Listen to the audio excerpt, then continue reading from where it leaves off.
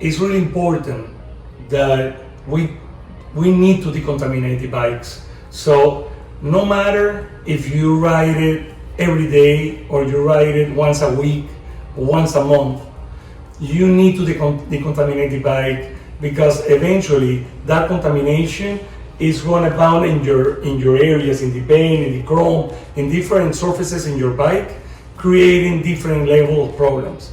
So if we give you the bike back and the bike is with a paint correction and a ceramic coating, the idea is keep the bike at that level. So we always want to be here to help you, like a tool for you to wash the bike every time you need it. But also for us it's really important to explain every of our customers how they want to wash their bikes. We need one of the things right here at Biketailing is preservation. So to preserve the different finishes, we need to understand that 85% of the scratches that we found in every motorcycle, they are created by their owners. How? When they wash the bikes, not when they ride it, when they wash it. So right here we want to explain what is the right procedure with the 2-bucket system to wash your bike, avoiding to scratch it. So let's start.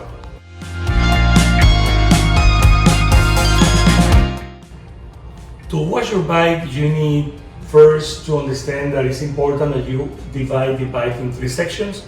We're talking about the less dirty, that is going to be basically your paint area, then the mid dirty, that is going to be your engine, and then the most dirty, that is going to be your wheels and the engine bay. Always we want to start from top to bottom, okay? Because in the meantime that we are working on the less dirty, that is going to be the paint, all the soapy water and everything is helping us to breaking down the dust going down. So what we're going to need to have to wash it, you need 2 buckets. You don't need exactly this kind of bucket. This is for our business. You need a regular bucket, okay? That is maybe half of the size than these ones. You need 3 separate microfibers. In this case, this one is the one that we're going to be using for the less dirty, that is going to be the paint. And then we recommend that you use 2 microfiber in different colors. Right now we have 2 black, okay? But you can use 1 black, one blue, 1 gray. The idea with this is we should be using the same microfibers for the same steps. We need to avoid cross-contamination, okay? So let's start with the 3 microfibers that you need. Then we also gonna need a brush that we're gonna be using in the second step, that is gonna be the engine. We're gonna be using on the engine fins and in those crannies where our hand cannot help it to clean it well. We need to have another brush to clean tires, all right, the side of the tires. Okay, of course, you're gonna need to prepare your soapy water, some kind of shampoo that at the end is gonna be your lubricant. In this case, because at Biketailing, most of the bikes that we finish right here and we give it back to the customers go out with a ceramic coating for prevention and to extend the durability of everything we did in that bike. We recommend the bath that is a very gentle product to wash ceramic coatings, okay? But remember that the ceramic coating itself has an amazing protection against chemicals. So if you use a different kind, it's not going to be a problem, okay? But because we want as well to taking care of the ceramic coating to extend the life of that ceramic coating, that's why we recommend this kind of product that is going to be more gentle, okay? Then when we're talking about drying, that is going to be at the end, you're going to need a drying towel, okay? And you're going to need a dryer. A lot of people don't understand well when we're talking about dryer. They talk to me about blowers. Blowers is something that we use, for the leaf on the driveway and all this kind of thing don't have filter. So pretty much you are getting air and pushing air against your paint with dust. So you're gonna be able to, you're gonna scratch your surfaces with that. Okay. In this case, or other customers told me sometimes about air compressors. Air compressor, everybody knows that you have on the tank. You can have some moisture, so creating certain level of rust. Then you can have also oil inside your air compressor system. So that is not the right way to dry it. This is a dryer. The dryer is gonna have a warm air because it's gonna increase the temperature of the air, of the intake. You're gonna have at least 25% more warm than the temperature that you have with you. Plus, you have a filter in the intake of the dryer. So you're gonna be drying your bike with a warm, clean air, okay? Important that. And of course, I say already, the drying towel. Okay, so now we're gonna start washing the bike, okay? So pretty much, the 2-bucket system, remember, you don't need this size. This is very big, you need half of this. Now, one of the bucket, you only gonna have fresh water, that's it. It's gonna be your fresh water bucket. The second one is where you're gonna have your lubricant, your soapy water. In this case, we explained already about this product that is concentrate. In a regular bucket, not this one, you can use a cup and a half is enough. Okay, cup and a half inside the bucket, and then water, you have your soapy water bucket ready to go. Now, you're gonna start rinsing, you're gonna rinse all the bike first, okay? Remember, no pressure washer, please, okay? We always wanna avoid that. That you can create problems. You have all the different electronic sockets that you have in the bike, plugs, the bearings, grease, seals. You don't need that level of pressure. Eventually, you're gonna have problem with the bike. It's very possible with the electrical parts, okay? The pressure that you're gonna be using, let me give you an idea. With this level of pressure, this is enough to wash the bike, okay? Nothing more than this, all right? Okay, perfect. Now, the bike, let's imagine that the bike is already wet because we rinsed the bike already. This is going to be the microfiber that we're going to be using for the less dirty. That is going to be the top of the paint area. I have right here the fresh water bucket and the soapy water bucket. So if it's clean, I can go there to the soapy water bucket. Okay. Now this is really important. Most of the people create the scratches because they wash cars, boats, motorcycles the same way how you wash dishes at your home. All right, it's something like pre-recorded. Nobody's playing to us how to wash dishes. We get a plate, we do this. All right. So what happens is we create friction. Okay. We need to think like we need between the microfiber and the paint. In this case, we need lubrication. That lubrication is going to be what is going to avoid the friction and of course the scratches. So now, important, when you go and you do the same way how you wash dishes, you pass over the same spot, let's say 12, 15 times because you're doing this, all right? So the idea in our industry, when we're talking about the detailing and professional level, we're talking about 2 passes by area, no more than that. So I have already soapy water, all right, the bike is already wet. I'm gonna be doing 1, 2, that's it, no more there, okay? I don't gonna go again, no, nothing, 2 passes. Now I can go here, 1, 2, that's it. Now imagine that I already feel like I am losing lubrication. I need to have more soapy water in my microfiber. In this case, now you go to the freshwater bucket, you go inside and you need to agitate, okay? The idea is that you need to leave all the dirt or debris on the freshwater bucket. We need to keep the soapy water bucket the cleanest possible.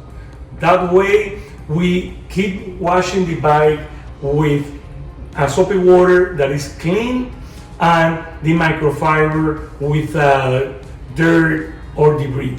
Okay, now I go again to the soapy water bucket and I keep going.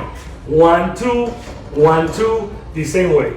Now, let's say that we finish, all right? Rinse your microfiber, squeeze it, and then, and something important, when you go to the freshwater bucket and then you agitate inside, when you take it out to go, before you go to the soapy water bucket, please squeeze it. We don't want to dilute the soapy water bucket. The ratio is already perfect. We don't want more water there, okay? So squeeze it and then go to the soapy water bucket. Now, you finish, you rinse your microfiber, all right? You squeeze it one more time and leave it in a clean area, not in the floor, in a clean area to dry. When you finish everything and all your microfibers is ready to be dry, please put it on, let it dry and then put it on in a plastic container.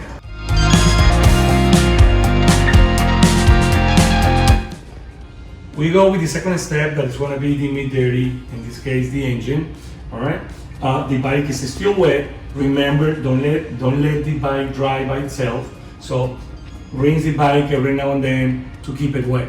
Okay, between every step. Now I have right here the microfiber that we're going to be using on the engine. The idea is basically the same procedure with the two buckets that I explained already in the first step. So if it's clean, I can go there to the soapy water bucket, okay? I have already lubrication over here, and I start cleaning the engine. Every time that I need more lubrication, again, you go to the freshwater bucket, agitate. Important, don't go to the bottom of the bucket to agitate. That is gonna be worse because all the dirt is gonna be settled on the bottom. So you need to keep your microfiber away from that dirt that is already in the bottom of the bucket. So agitate your microfiber in the middle of the bucket, squeeze it, and then go again to your soapy water bucket and keep going with your engine. Okay? Now you need this kind of brush, all right, that you're gonna be using on the engine fins and all the crannies of the engine where your hand don't allow you to clean. So using circular motions, movement, you're gonna be doing this in all your engine fins, okay? Then of course, you can go again in all those areas that you cannot reach.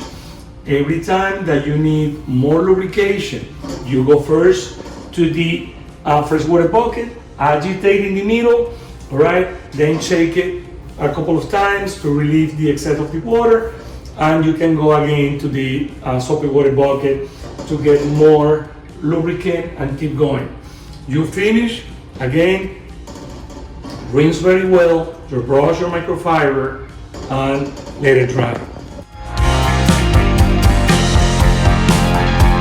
Step 3 is going to be the most dirty. We're talking about rims, engine bay, the microfiber that we're going to be using. I suggest that you use one different than the one that you use in the engine. Can be a different color, okay? Something important that I want to explain is a lot of people, when they are using microfiber, they're using like a little bowl like this, or but the problem is that if you go over a dirt area, you damage already very dirt all the microfiber. The way that we work that to avoid that situation with the microfiber is that you fold the microfiber this way. You get it, you fold it once, you fold it twice. You have it like this. And then you're gonna grab it in one corner like this, okay? like a little clamp there, and then you open your hand and you have a flat surface to use it on the paint or whatever area you are washing. Now, the idea with this is that if I go and pass over something that has more dirt than other areas, I can decide to only do this, flip it once, and now I have the other side. All right. So basically, you have one, you have two, then you have 3, 4, and then you flip it the other side, and you have other 4. So you have 8 areas of your microfiber that you can work during your washing steps. Okay. All right. Now, when we go the same way that we talk about the engine, is the same on the rims. We're going to be using the same procedure. Now we're going to be adding the tire brush to clean all the sides. Okay.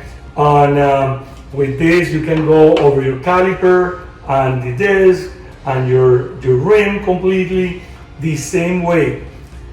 If it's clean, soapy water bucket, then you start cleaning. You need more lubrication.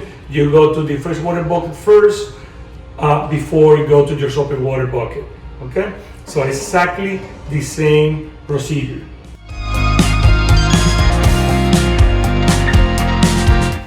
We're gonna ride the bike now. To ride the bike, we suggest that we avoid. The idea to avoid the scratches is always the same. Less friction, less contact with the surface.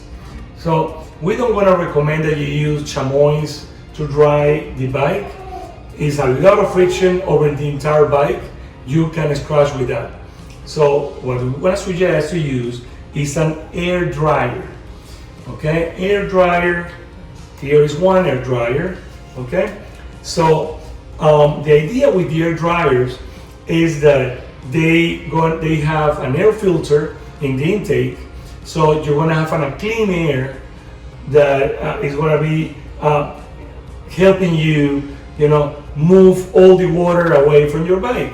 But also, it's going to warm the air, so you're gonna be drying with a warm, clean air. Compared with customers that sometimes they told me about, hey, but I do it with a blower, air blower. The problem with that is created for a totally different thing. So you blow leaf in your garden, in your porch.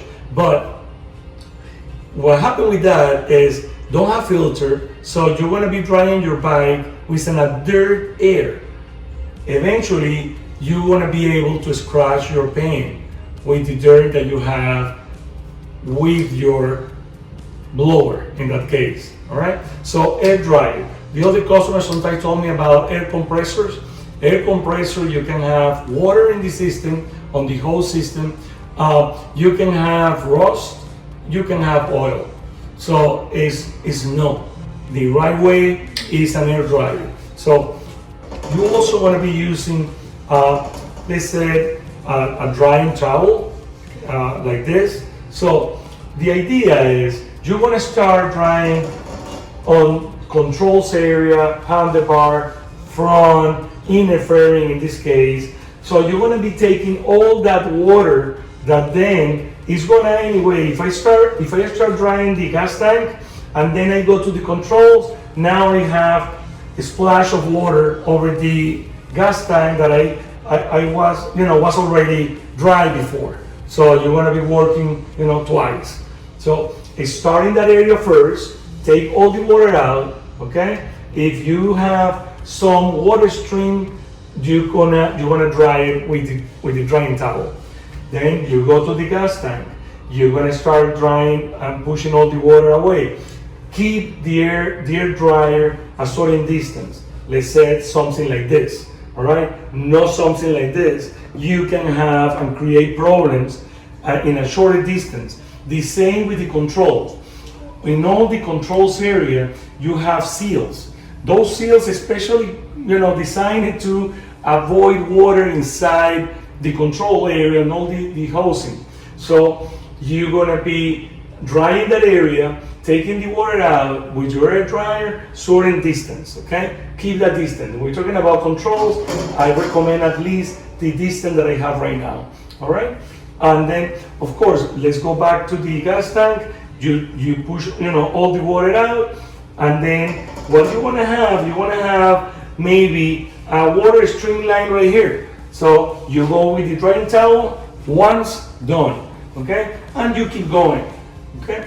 If you are in your engine, you go from one side, all right? You're gonna be pushing all the water in the other direction, then go to the other side of the bike, push the water out. Eventually, you don't wanna have more water there.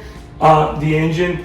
What do you really avoid with this also is humidity, because in most of the cases when the people don't use an air dryer, you leave water hidden in certain areas, creating problems with the condensation and the humidity. We are right here in South Florida, that is terrible, the humidity, and that water with the humidity, and depending on where you store your bike, you can be creating a beautiful greenhouse and creating oxidation in those areas, and in most of the cases in high-end spots, okay? That's why the air dryer is gonna be pushing all that water out, avoiding that rust that you don't want in your bike in the future, okay? So that is the procedure to wash the bike.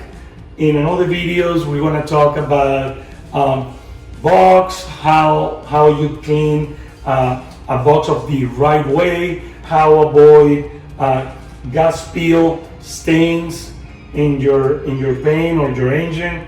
So it's gonna be another videos explaining every area that you need to keep your bike looking beautiful for a very, very long time. Thank you.